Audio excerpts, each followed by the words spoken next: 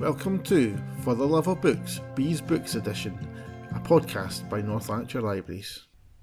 Hello, this is Pari. And this is Jenny, and we're here to talk about Bees books. Or are we?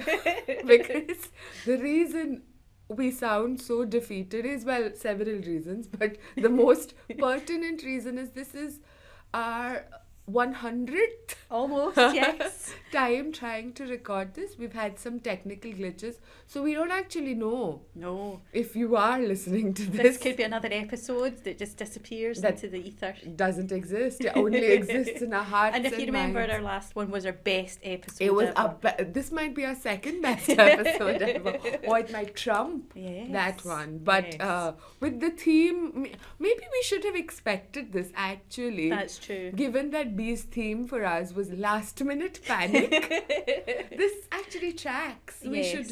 So she portends our future by giving us what theme. Hopefully next theme is more positive, shall we say. Relaxed, chilled out, having a great time. Microphone works every time. That would be difficult to get a book into. We'd manage. Well, I think I've divided my theme into two. Oh. Last minute and panic. Excellent, okay. So I'll show you my last minute first. Mm-hmm. So this is a graphic novel, stunning, called Ink Girls by Marieke Nijkamp. I'm so sorry, I don't know how to pronounce the last name. And Sylvia B. Mm-hmm. And it's newish on our shelves. In fact, I was the one who recommended us getting this on our shelves, and then somebody rudely borrowed it before I could. I didn't see this one come in, actually. It came and went in the flash of an eye, and then as soon as it was returned, I knew Do I we needed know it. this artist because it looks familiar? I don't know, actually. I'm not sure, but it is like genuinely a stunning piece of work. It's set in an imaginary city, but a lot of vibes from like the Italian Middle Ages and the Renaissance is where the author is like written like in their author's note they write. And it's beautiful. It's a beautiful story. The last minute bit is because I had no book to talk about. And so I picked this up last minute. And because it's a graphic novel, I read it on a Sunday and I was like, yes, I'm going to talk about this. It's also in girls, very, I think, relevant to this month, Women's History Month in March. So all sorts of reasons that I'm pushing this. Oh, excellent. And my second book, I'll briefly show you, is called The Legend of Podkin Vanya. That's just fabulous. Isn't it just? By Kieran Larwood. And this starts with panic. Like the whole plot thing starts with panic because, bad bunnies come and take over a warren. I'll talk to you more about it. But yes, this is my last minute panic selections. Excellent. Well, I have 3 books, although 2 of them are very similar. So my first 2 are both by Holly Hepburn. And the first one is called The Missing Maid, and the second one is called The Cursed Writer. Right. You're looking puzzled. I am, because these covers, I did not, when you said Holly Hepburn, I was like, huh? Because they look like Richard Osman's series, the covers, don't they? With the colour and the border and the font. Whereas Holly Hepburn, I think she writes or has written more kind of fluffy books, shall we say, you know, kind of like, whereas these are crime books. And the reason I've chosen these is because I managed to squish them in. Because in the first one, the detective kind of person, it's right at the last minute she realises she's made a complete mistake and everything gets flipped on its head. I love that. Yes. And the second one's really good, so I'm going to talk about them. And I also see that it says the Baker Street Mysteries. Yes. So it's set in like Sherlock Holmes. Well, no. Oh, yes. That's not what I was so confident in my assessment. Yes. I was like, I've tracked you, Holly. I'm being slightly mysterious. You are? Yes. Okay. And my other book is called Nemesis by Greg Hurwitz. And I've spoken about one of his books before. And the reason I've chosen to talk about this is because I suddenly realised it was due back today. And I haven't finished it. Oh no! So I bought it in to try and finish it on my lunch Okay. because I know that somebody else is waiting for it. And although sneakily, because there's no fines now, you sometimes keep a book an extra day if you're not finished. Yes, yeah. I don't like doing that when somebody else is waiting for it because I know that if it's me on the other end, I want somebody to read it as quick as I can. So you can see I've only got a tiny bit to read, and I did So read you some of don't it know this how it morning. ends? So I don't know how it ends, but I'm going to talk about it anyway. Yeah, I mean. But I'm interested to hear about your Ink Girls, if that's okay. Yes, of course. So this, like I said, is set in an imaginary city, and our protagonist, Cynthia, she's a printer's apprentice. So I'll show you a little bit of how this city works. Hence the ink. Hence the ink. And it's like divided into different guild places. So there's like academia, there's where the printers live, so printers ink ward, it's called, a leather ward, a trade ward, a cloth ward, a food ward, basilica, which is where the church people are, and a metal ward. And we travel, and there's the harbour as well because it's a port city, and we travel around like with the characters as well. And there's a palazzo where the ruling, like the So we're assuming, for example, in the cloth ward, it's where they make cotton and things like that.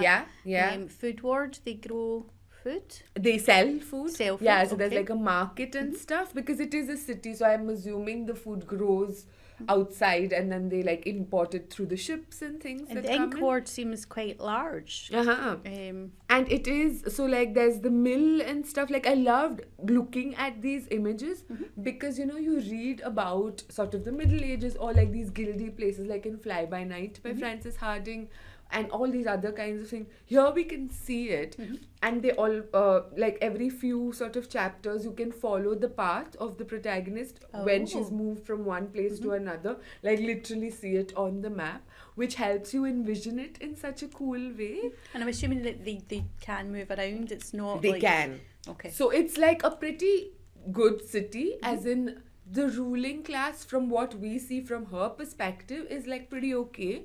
Her like sort of the person she's apprenticed to is the printer, and she like puts out these newsletters with, I think they're called something in Italian that actually existed. So the author has done research on it, and it would give like news of the city but also like critiques and of the ruling party and stuff like that. And this one she has like written, as when we start, she's just about to print news about the minister who's like in charge of everything, and that he's like corrupt and is taking bribes and stuff, which she doesn't think is dangerous. Because so far, there's been no censorship or anything of that sort. But she's never published anything like this before, and everyone's telling her to be on guard and stuff. You can't just like tell truth to power. And she's like, of course we can. That's my job. I'm a newspaper woman or whatever, printer and things. And of course she's horribly wrong. she gets taken into prison and has been sentenced to hang.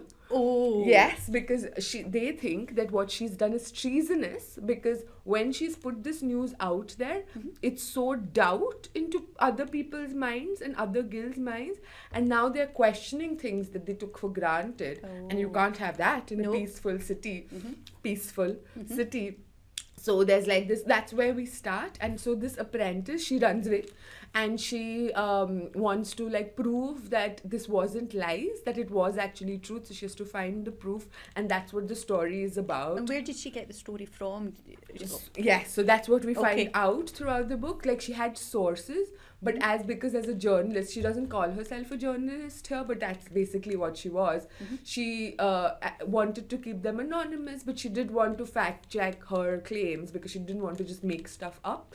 And she was hoping that by drawing attention to this, things could get better. But she was now in prison, and her apprentice is also in danger because they want to make an example of them. Like you can't just like sow discord and expect to get away with it. So she partners with the ruling, it's called the Principessa, which I don't know what the equivalent of that would be. I don't know if it's like a queen or just a city-state ruler. She partners with her daughter because her daughter will also rule one day, but she is she feels justice and injustice a lot. So she's like, if this is true, I do want to like help you find this out. And this other girl who used to be in the sort of like court, in the royal court, but was really put off by all the games and the sort of corruption and the mind games and the power plays. So she goes and lives in like the poorer part of the city and helps them out. But she also introduces herself as a pirate because she steals from the rich and gives to the poor, just very casually. Excellent. But it's like, so there's a lot going on, and it is quite a chunky book. It's like 270 odd pages, but because it's a graphic novel, it doesn't feel as heavy. They're talking about really heavy topics in terms of like, it's like it can be dangerous to tell the truth, but there are some people who are still fighting for it. But the adults, a lot of the people that she talks to, the sources, want nothing to do with it because they're like, we've seen what happens when somebody is like telling the truth. So but then these people, they still sort of, they really believe in the city and that it can be a better place for everybody. And this is like, so the newspaper or the newsletter, whatever, is like the framework around which all of this is happening. And it's just, I loved it. It was a really good book. I see there's a cat. There is a cat, and the cat is great. Belongs to the Principessa's daughter, Elena. Yeah. And the cat is quite a character as well, and like is like Excellent. given, I mean, not like a character, but because it's a graphic novel, you can see the cat doing things that have nothing to do with the story, but you can follow the cat along as well. And And that's quite good. it's really rich in terms of the visuals, because I loved that I could sit with it over like a Sunday afternoon and read it, because reading it required you to actively look at the pictures too, and the pictures are really gorgeous. Yeah. And is it a standalone? Yes, it is. It is very much. And in the end, the author's note, they write about the sort of research that they've done. So they've said that it's an imaginary city, but it's based on these Italian city-states at a time when the Renaissance was happening. So it was a really multicultural place. So the kinds of things that we know of history, we have a certain idea of history, and this book is trying to challenge that, even though it's fictional. Because they did all this research and they were like, you know, there were people from different parts of the world, because they were coming, because it was a port city and it was prosperous, so they were coming to like trade their wares and like settle down and stuff. And there were people from different like backgrounds as well, cultural backgrounds, so coming together and working together in a way that now when you think, you're like, oh, Italy must have been a specific kind of way, but actually there's more possibility there. I think sometimes we do look at history in a very blinkered way, because we know certain things for a fact, and we build around that, and we don't always look larger than that, if that makes sense. Exactly. And like the things that we know for a fact are also things that a very few people know, like scholars or historians who've done like proper sort of research, who would hedge their claims a little bit more than the media would. Like a film or a TV set in like a historical time period, or a book is like in service to the story. They might sort of not really stay close to the historical aspect. So what we've seen or what we imagine as history, the media has such a huge role to play in it. And what you imagine as well about what was true, what was not, who lived here, what kinds of people lived here. So this, it doesn't preach. I like that it doesn't preach, because I don't like preachy books, and it's for kids as well, but I think it could be like the message in it is so important and relevant to adults as well, that to question things, not just like people in power, but like the messages in the media and the stories that we're fed, and to put more stories out there, so that it's not just one person controlling the story. It's like different people sharing their different stories and finding how to live together with those stories. So it sounds like a lovely book, actually. It is, yeah. So now that I'm done with it, I'll put it back on the shelf. No, you won't, because I'll take it. I'll take it. I've kind of slightly got into graphic novels like that are more, there's more to them. If you know what I mean. And it's not, I'm like 100%, because there are some graphic novels, like I'd said, I think a few like months before when we'd spoken about them, are really esoteric and abstract and arty, and they work for those kinds of readers, but that's not really me. And this is such an accessible way for graphic novels as well. So one of the reasons that so we have a bunch of middle grade graphic novels now on our shelves in Coatbridge, but you can request it from anywhere, is because I've been reading about this literacy crisis that's happening with younger readers who are not really be reading a lot. Like there'll be a few who read a lot, but most people don't think of his books as fun, and they think of it you have to do it in school and they're boring and like whatever you have to learn. But graphic novels kind of bridge that gap a little bit, because it's not like full of words, and there's like visual literacy there and print literacy, so you can marry them together and you can feel that sense of accomplishment of reading an entire like chunky book, but it doesn't take you that long actually. I think especially kids don't always know what to get to access. Do you know what I mean? Yeah. And something like that's a really good way that they can kind of go, oh, actually I really enjoyed this, maybe next time I'll get something you know, similar but different, if that makes sense. And I think we're living in like such a golden age of graphic novels for kids, because it used to be more comics, like so like comic-y, but now that because there's room for it and they're seeing that kids are really like being drawn towards this, especially not like enthusiastic readers will read anything anyway, like the two of us, but reluctant readers who may look at a middle grade book that an enthusiastic reader would be like, oh, it's so like fat and nice and like, you know, full of all these difficult complex things, but they'll be put off, like I can't read such a fat book, but they look at this and they'll be like, oh, it's pictures and words, this is something that seems more approachable than like a fat middle grade book. So I think there's room for absolutely. It's you know, if you're not sure what certain words mean, it can put you off, but when you've got the pictures there to help you along a bit, absolutely you're learning without realising you're learning, absolutely, you know what I mean? It's like what picture books do for like really young as well. You're learning with context, and that's what, and in fact like for adults as well, like I said, the vision of the city, the hustle bustle of it, the you know, like the markets and the harbour and the houses and like the politics and the social, like I just like loved learning about this different part of the world through this book. Oh, it sounds really good. As I say, I will snaffle it for you. So now I'm going to get rid of your confusion. So yes, the books I've chosen by Holly Hepburn do say the Baker Street Mysteries on them, and that is why I picked them up, because I like Sherlock Holmes, and I knew they weren't Sherlock Holmes books, but I was interested to see what it was. But no, they are set in, I'll get the first one first, London 1932. Oh. And what's happened is a bank has moved into Baker Street, and part of their premises is 221B. And our main character, Harriet, who's called Harry, basically her boss tries it on with her. She's the secretary and he tries it on, and she's having none of it. And to punish her in a way, he basically demotes her and sends her to the post room. She's down there out his way. He knows that he can't fire her as such, but he doesn't want her hanging around. And we do find out more about him later on in other books, so that's what we say. But good for her, because she gets demoted down to the post room, and it turns out that for a few years now people have been writing to Sherlock Holmes to ask for his help, and basically her job is to sort all these letters out and reply to people. So people think that Sherlock Holmes is real, and apparently this did happen.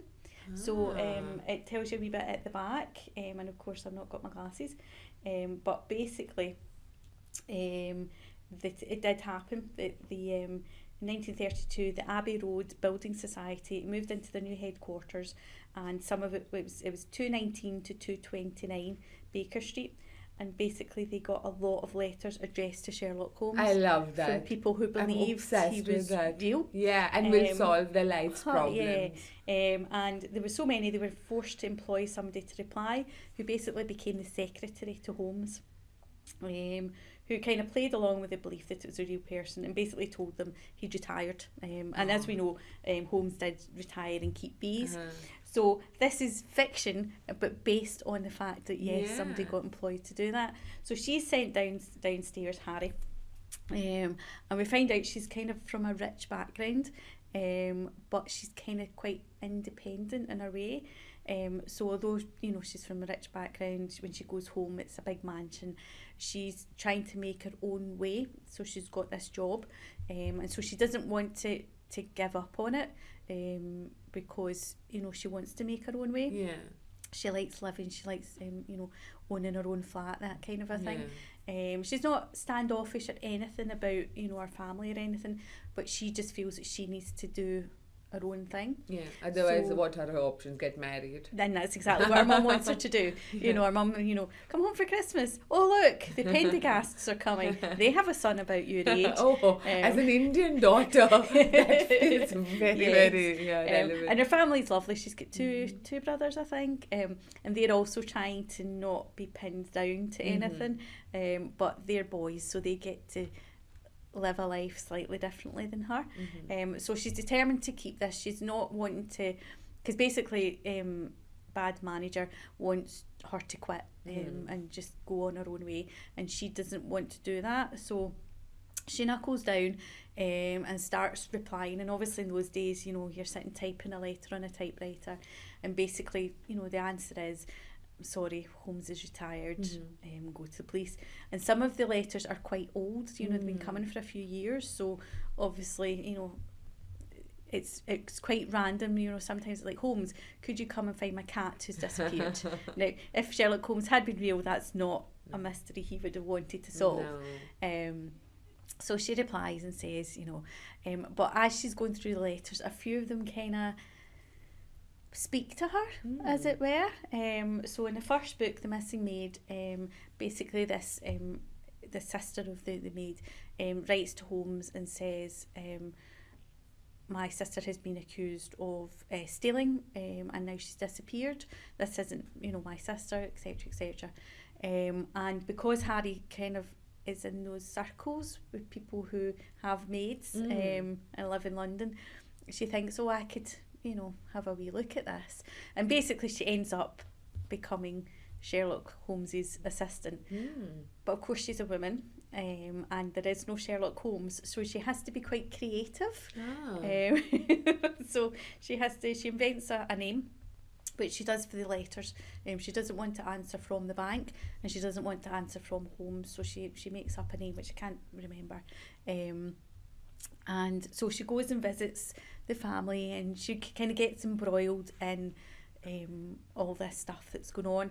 And it turns out, which I think is true, at that time there was a lot of females, so it's between the wars, obviously, and a lot of females were kind of starting criminal gangs and would go and shoplift and things like that. So she's in a store looking for something, and a bunch of women come in, and then a bunch of women run out with lots of things, and she sees the red-headed maid in question, and then suddenly goes, right, well, if she's stealing, maybe she did steal the first thing, and maybe she's got in with a bad crowd and all this kind of stuff. So she starts investigating without quite realising, because she's from a different world, that it could be dangerous. And she gets embroiled in what turns out to be a kind of criminal ring, basically. But look at these women succeeding in men's occupations. Absolutely, and yay, but also you're stealing, so boo. But so she gets kind of, and she has, so her, I think it's her grandmother, is very much into helping, poor people and things, but in a good way, not a condescending way. And she kind of gathers clothes, and she kind of goes round and stuff.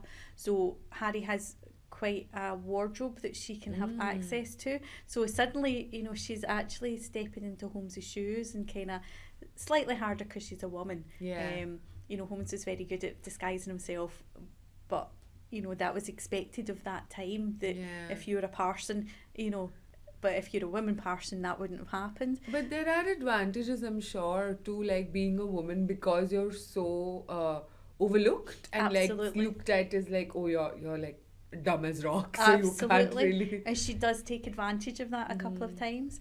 But she kind of dresses up. She goes into this slightly, seedy underworld, and discovers things. But she, is very good at it without realising she's good at it. There's also not a love interest as yet, I say, but one of her brothers, her older brother's friends, who she's had a wee kind of, she wouldn't have minded if Mum had set her up with him. But he's a lawyer now, Oliver, I think his name is, and he's about, and at one point, he gets kind of involved in it, as the lawyer for the the maid. But as I say, she makes an assumption quite early on, and I'm not going to spoil it for people that want to read it, but not right at the end, but near the end, she suddenly realises that she's made a mistake, that she's actually assumed something without, something that Holmes wouldn't do. Holmes would have known straight away, and it kind of twists on its head slightly. But it was really, really good. It was not what I was expecting when I seen Like You, the Baker Street Mysteries, with a pipe. I mean, there's a pipe and everything. Yeah. I just assumed, and on the front it says Sherlock's assistant is about to open her first case. So in your head you're thinking, all right, okay, this is fiction and it's set in that. And she's like taken over from Watson or something, but no, it's later on. And I really enjoyed it. It's not a huge book, but it's enough, and it kind of sets it up, and hopefully, well, we know there's a second one, but hopefully there's going to be more. Did you enjoy the second one as well? I did, yeah. So she kind of solves that, and then she goes back to going, right, okay, I did that, but I'm not going to do that again. Right. And then the second one kind of starts within, well, very end of the first one, there's this other letter asking Holmes to come and help, because his uncle, I think it is going a bit doolally, and they're not sure why, and that kind of thing. She's like, no, I'm not investigating this. I got into a bit of trouble last time. She has a black eye. I'm just going to, settle down. However, and in the beginning of the first one, we kind of learn a bit more about the evil boss guy, and somebody is breaking into her office, because now she's getting telegrams. So telegrams are becoming a thing. So whereas before it was letters, she's now getting telegrams, which are now. So not letters that were written a few months ago. This is like right now. And the boys in the post room who bring her the post to sort out are like, oh, telegram. That's a bit more official. That's a bit more kind of grown up than a letter. Very bish bosh. Yes. And so somebody's breaking in, and she's not sure who it is. She's not sure if it's evil boss trying to get some information about her to get her fired, because she's not left yet and he's not happy about that, or what. So she's got that in the back of her head, and then this other telegram comes from this guy saying, please Holmes, I really need your help. So of course she goes and she investigates this, and again, because she's got that kind of posh background almost, she can kind of fit into that world. So is it like a rich person as well? It is, but it's in the middle of nowhere, and I can't remember, is it like Norfolk or somewhere like that? One of these estate houses. Cambridgeshire. Okay. But like in the middle of nowhere, in the middle of the fens or something, and I won't spoil it again too much, but it turns into something bigger than I originally thought. And for me, this one was a wee bit more last minute, because I was reading it and I was thinking, right, okay, I know where this is going, I know what's happening here, and then all of a sudden it was like, oh wait, yes, that did happen, but something else is now taken over. And this was quite a good one, because it kind of had a nod to Hound of the Baskervilles. Yeah, that's what I thought when you said in the middle of nowhere. And there is a big dog. It's not a hound as such, but there is a dog, and it was good as well. And I wasn't expecting to like the second one as much as the first one, because usually but no, it was good, and I really hope that there is going to be more. It also does like sort of feel like it's echoing Sherlock Holmes in a way, because most of them were short stories, but they also did happen to be more complex and more different than you would imagine reading. Of course, now Sherlock Holmes is such a part of our... We all know. Yeah, we know, we know the beats of the story. But imagine at that time, when you were reading, or even now, if someone who doesn't know Sherlock Holmes is reading it for the first time, you'll be like, oh, we think we know where we're going. But also now Sherlock Holmes has been aped so much in different, this kind of mystery genre. So this does seem to be like harking back to that, where you think you know where you're going, but actually no, you really don't. But she's not like Sherlock Holmes, it sounds like. She's someone like us, who's like figuring it out just as we she's would. Going along, yes. No, they're really good, and as I say, I hope there are going to be more, because I think there's a lot of wriggle room there, if you know what I mean. And the main character, Harry, is really cool. You know, she's, you know, she is normal, if you know what I mean. She doesn't know, you know, what cigarette somebody smokes just by walking in the room and all that kind of stuff. She is kind of finding her way, but she has got smarts, so she is kind of, you know, working it out, if you know what I mean. And, you know, she will say, this isn't what Holmes would have done, or even what Watson would have done, you know, but this is what I'm doing. That's a cool sort of concept.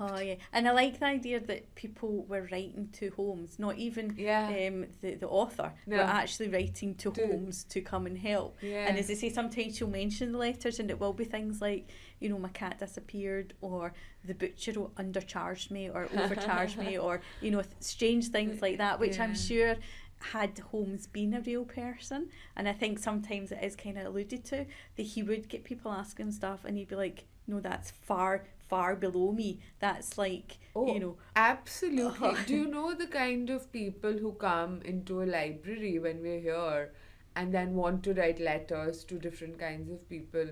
Not to name any names, mostly because I don't know their names, but it surely happens even now, not just like detectives, but like anybody and everybody that you may personally not think of, but this person has a vendetta against this specific person. Or will like wants just help and doesn't know where to get help from, and just is like writing letters in a plea to... No, is it just to anybody and everybody? So no. Have you read the Enola Holmes books? I've seen the TV, but I haven't read the books yet. It reminds me a lot of that. So the Enola Holmes, I haven't read the actual books. It started off as like a young adult, I think, book series. I've read the graphic novel adaptations of them, and it feels very familiar, because like both, you know, girls and women in this sort of world that doesn't take themselves seriously, but how they use that to their advantage a bit, and the mysteries are set in a familiar world but are actually really strange and new. And I love that people are doing that. I love that people are taking a very well-known thing and making it their own without in any way detracting from the proper original. You know, there are people that will read this, that will, you know, have read Enola Holmes and go, oh, I'm going to try one of the actual books. You know, that's great. That's how it should be. Oh, I love it. Or even if like they don't end up going to it, it's still, like I said, there's like it's made such an impact even after so many years that people are still interested in, if not the originals, but like a variation of them. So and that's what I liked about these, is that it's not set in Victorian times, but it's not set now. It's set, you know, in that gap in between. And I love a golden age murder, as you know, between the wars. You know, it's great because there's so much you can play with.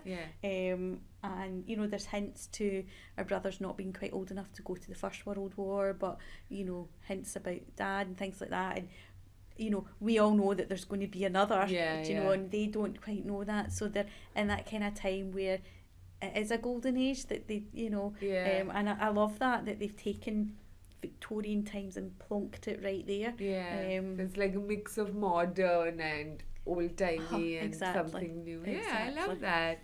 Well, this one, I'm going to talk a little bit about this book, which doesn't feel familiar I mean, it kind of feels familiar, The Legend of Podkin Vanya. Okay, I have to interrupt you here.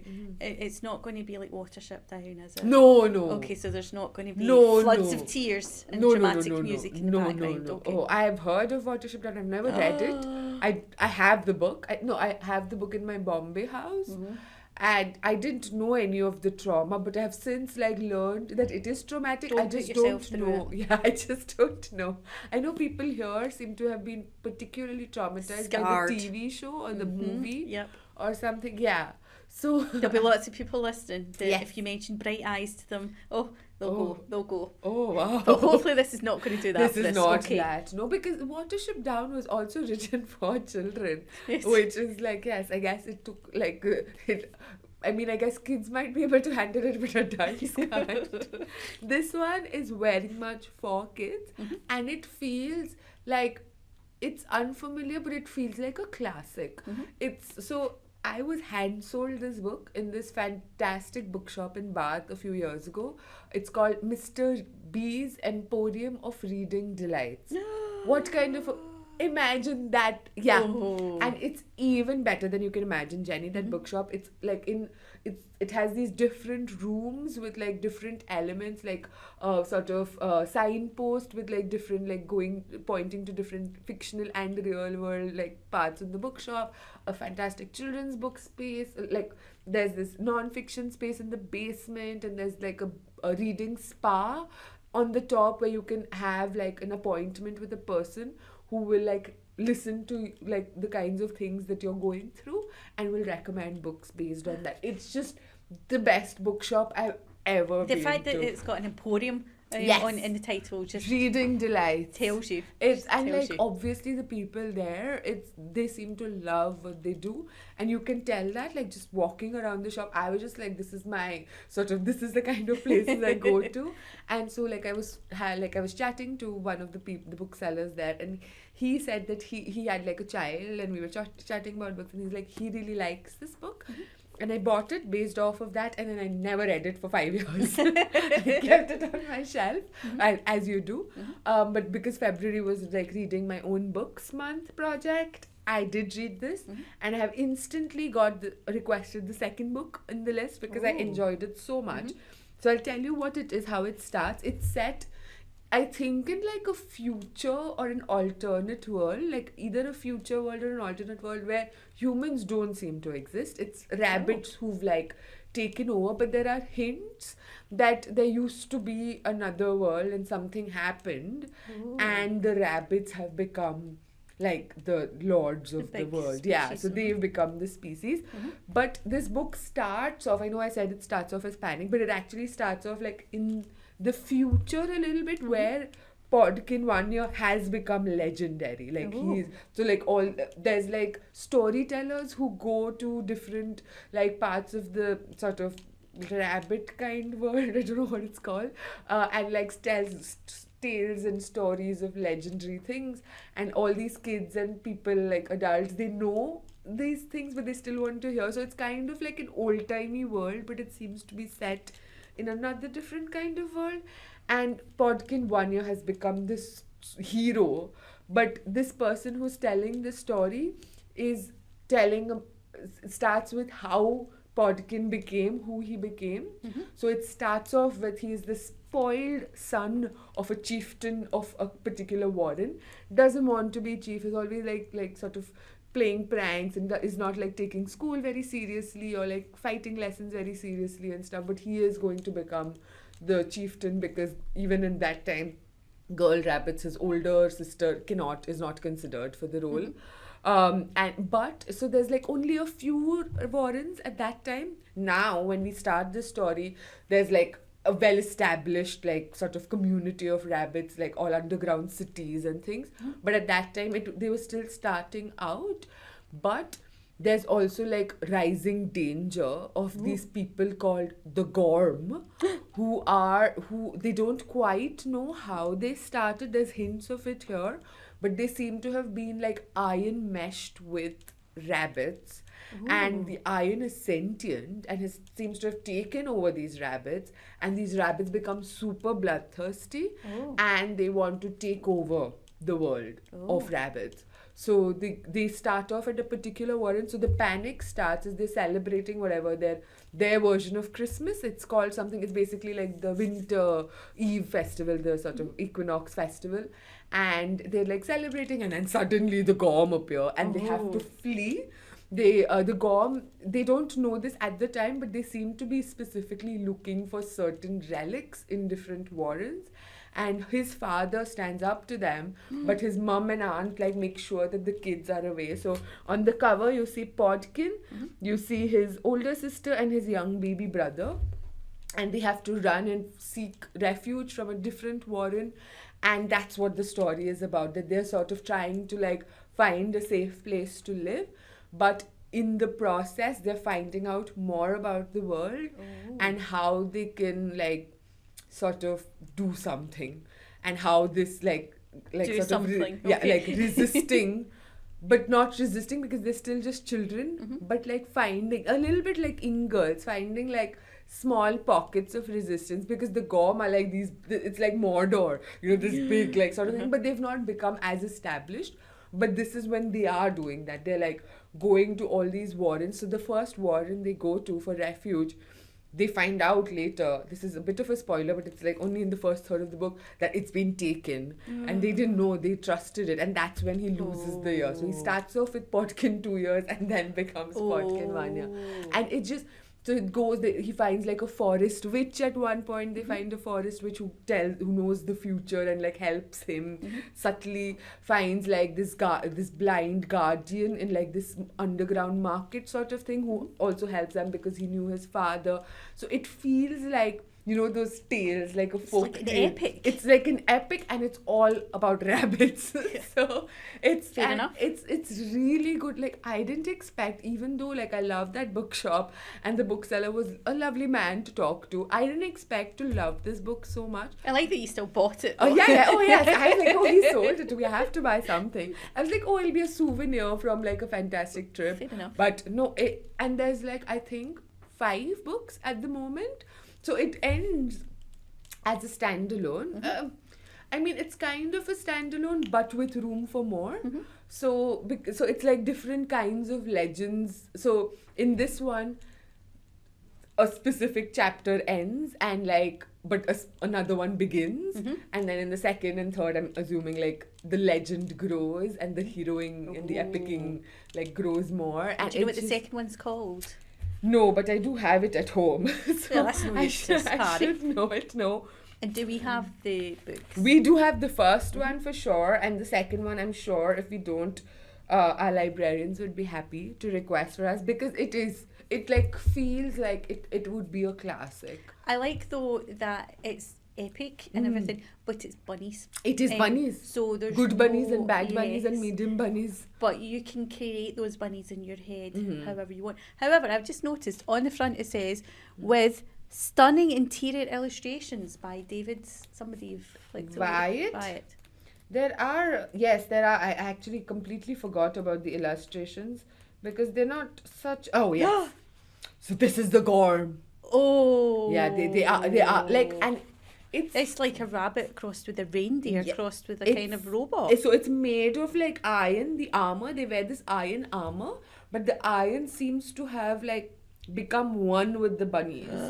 And like I said, the iron is sentient. So actually, like, you know it's for kids, you know it's about bunnies, but the way that he writes it, you're like, oh my god, I'm actually I've really not scared. even read it, and like when you've talked about it, I've been about 5 times. And look at these very serious, adorable but serious and like fighter bunnies. Look at this one here. Yeah. I mean, I know this is useless for a podcast, but it is. So there are like, to get it. and even these illustrations feel epic. You know, like it's black and white. It's 2 pages, and there's like just a handful, maybe like half a dozen. Reminded me of like a Viking stronghold, you know, with the big fireplace. Yes. And the kind of, you know. Yeah, and it's that kind of like old-fashioned. This is like in the marketplace where he finds all these and there's like a lot of troubling things going on, like bunnies die, and so it's not like a romp.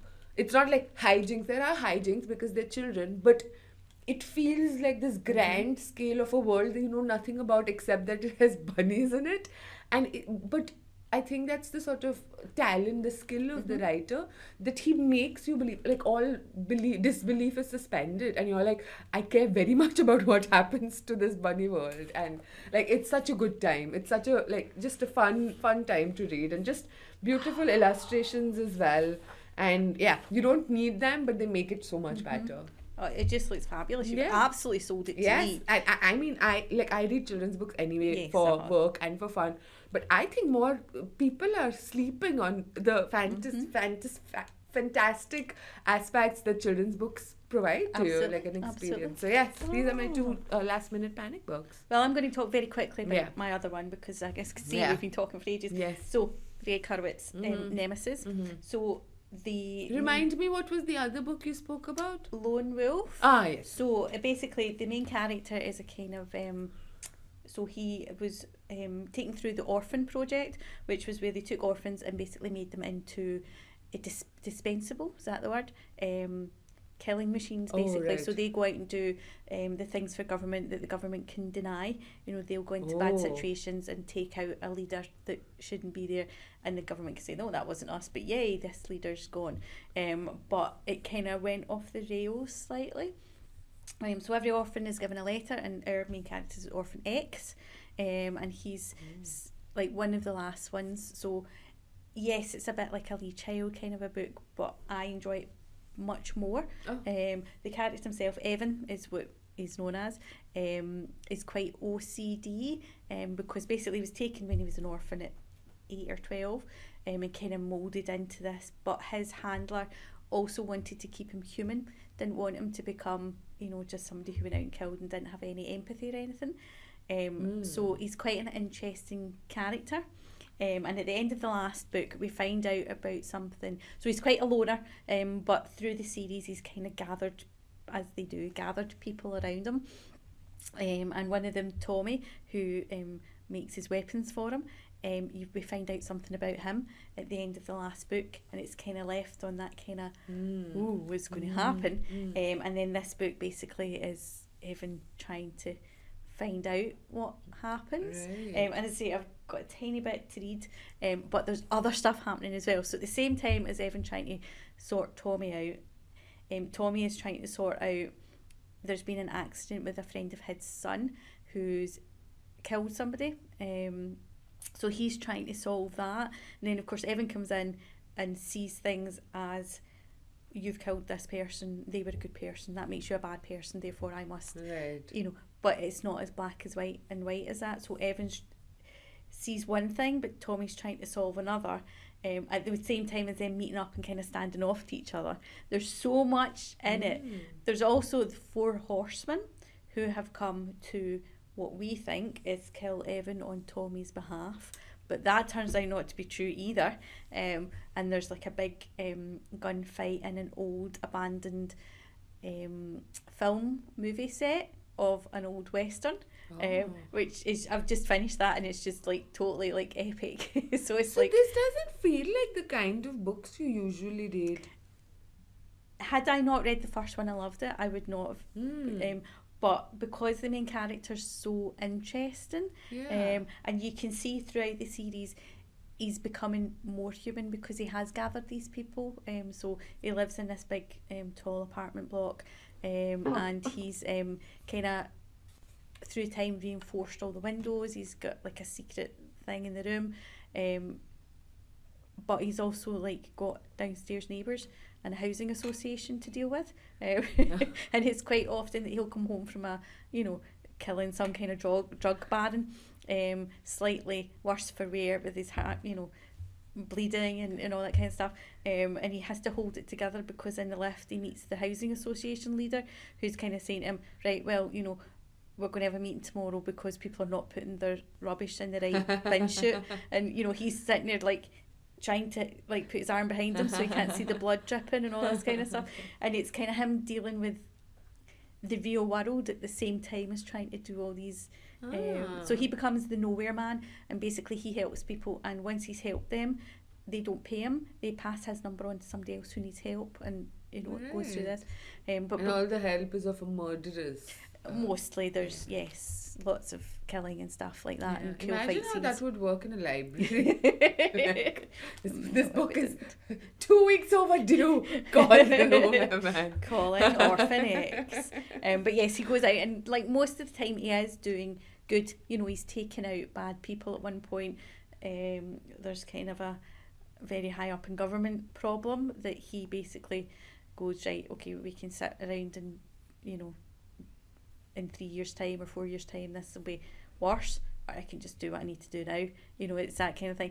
But you can see as the series going on, sometimes he's questioning things, that he's sometimes going, well, you know, is it up to somebody else to deal with this? Or, you know, in this book, I think this, but is that necessarily the right, you know, is there maybe another option that we could do? And I think Tommy in this book's kind of saying to him, there sometimes is other options. It doesn't need to be just, you know, killing all the time. It's interesting, and I'm quite excited to get to the end of it, So I'm like super fascinated because, like I said, it doesn't sound like the kinds of books that you would usually read. So what is it that like you love about it that you'd recommend someone who this is not really in their comfort zone would like enjoy this aspect of it, do you think? You know how sometimes we kind of fall in love with a character and we have a huge crush on them? Oh. I kind of have a crush on Orphan X. So love. But love yeah, is- at the same time, I think it's like you would say a man's book. It's a kind of like action adventure, you know. If it was a TV series, it would be boom, boom, boom, boom, boom. It's very much action filled. And even though we're in his head sometimes when he's thinking more human thoughts, it's very much like you can read it quite quick. Not quick enough apparently, but quite quick. Because it's just action, Right. with other stuff intermingled. And as I say, I like the other characters. I like the neighbour downstairs who's basically like totally filled with plastic surgery because she can't admit that she's getting old, but still needs him to carry the shopping in because you know, things like that. You know, I like that there's a wee bit of a romance between him and one of the other neighbours, but she's an attorney and you know, she kind of has vague inklings as to what he gets up to because they all think he's a salesman. And obviously she's like, that's no good for her because she knows, you know, more than she should. And she's got a son who she wants to protect. He's now kind of adopted another orphan who was right at the end of the programme and she's young and, you know, there's a lot in it for all it being an action. Right. So the action bit is like for someone who's not into the action bit, it's like just like framework, but actually it's the characters and their relationships. Yes. But I also do like the action, but I love it when he just goes in, he'll stand there and go, you know, do I look frightened to you? And people will go, I'm like, you know, 20 stone heavier than you and, you know, I've been doing this. And like basically he'll just look at them and go, in 12 seconds you'll be on the floor, and they'll go and then, you know, 12 seconds they'll be on the floor. He's just, you know, very focused. I mean, that was literally what he was brought up to do. Yes, exactly. So yes, it's not a crime book and it's not a fantasy book. It kind of just fits in that thriller possibly bracket. But yes, I very much enjoy it. And I like the sort of, you said it's like a boy book or a man book. Yes, I like that it has enough for like even like someone who would usually just pick up books like this, something else, like the quirks of the people. Absolutely. Inside. Quirks, that's a very good word. You know, he has a lot of quirks. Like he has a aloe vera plant that he talks to occasionally, and he very much likes vodka, but like vodka like that costs an extortionate amount of money for just a finger of vodka. You know, it has to be filtered in the Himalayas by goats and things like that. You know, he's very specific. You know, if somebody offers him vodka that's just a vodka, it's like, no, that's like giving me sand, you know. Poisoning, trying to poison me. But he's not like that. It's not who he is. He, you know, isn't like an alcoholic. He isn't one of these kind of detectives that sits in their office with the whiskey. Do you know what I mean? It's just that's, you know, he's a lot of money, and if he's not buying guns, what does he buy? Oh, he you know, gets this. It's just a hobby, a vodka hobby. Well, I think for two people who had no thoughts, just positive energy, hoping that we'd record. Our longest episode. It is, ever. I mean, I think because we spoke about some really fun books, I'm like sold. I don't know if I'm quite sold on Nemesis yet. You won't like that one. Yeah, but I'm very much sold on the Baker Street Mysteries. So I'm for sure. And I like both of yours. Yeah. So I hopefully other people, if this podcast goes if this podcast is real and the microphone is worked. Yes, I hope so. But what about next time? Are we looking at a good time or are we looking at more last minute panic? Well, B has been excited by the fact that we've got slightly nicer weather. We do. Coming in. Lighter evenings, lighter absolutely. Mornings. All the snowdrops are out, the daffodils are poking their heads out. Right. So she has decided on flowers. Yes, she was going to go with kind of spring, general springness, but she's more specific than that. Right, flowers. But just flowers. Well, I was reading a book which I might talk about next time because there the flowers was actually blood. The blood had fallen on the floor and the character looks at it like it's like bloomed, like it looks like a flower, sort of. It's like flowing. I'm So- looking puzzled. Yes. Yes. So that could be a flower. I mean, if Yes. bee wants flowers. I know that usually she'll winter get you flowers. goes down the kind of murder. It wasn't even a murder book, so Oh, so fun times. interesting. Yeah. So well, we'll find out what kind of flowers we bring. But Excellent. thank you so much for listening. Thank you. Bye.